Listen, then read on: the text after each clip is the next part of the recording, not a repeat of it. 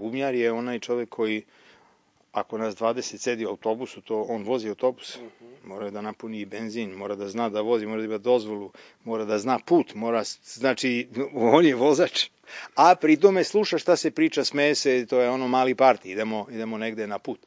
Ali Miloš je vrlo, ja sam njega zapazio pre 1-2 godine na akademiji, on nam je na ovom džez oceku počeo da studira pre nekoliko godina i vidio sam da je vrlo talentovan, sam pričao, dao mu neke savete i tako dalje, i onda u isto neko slično vreme ga je Fredi zapazio, nije mi ni rekao, i počeo da ga dovodi u džez orkestar kao kad ima prilika malo da sedne da svira, pa sluša ove aranžmane. I onda kad mi je rekao da će da svira ovaj koncert, ja kažem, Fredi, jel misliš da će moći, ovo je baš ono zadatak.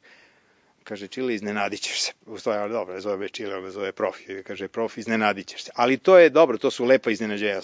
I sad baš smo danas radili, Milan Pavković, on i ja zajedno pred celu probu jedno pola sata, jer naravno da ima mnogo da uči, ali to je jedna disciplina koju stvarno samo nekoliko ljudi na svetu još stvarno zna. Big band bubnjar, to je nešto što je maltene ko latinski jezik.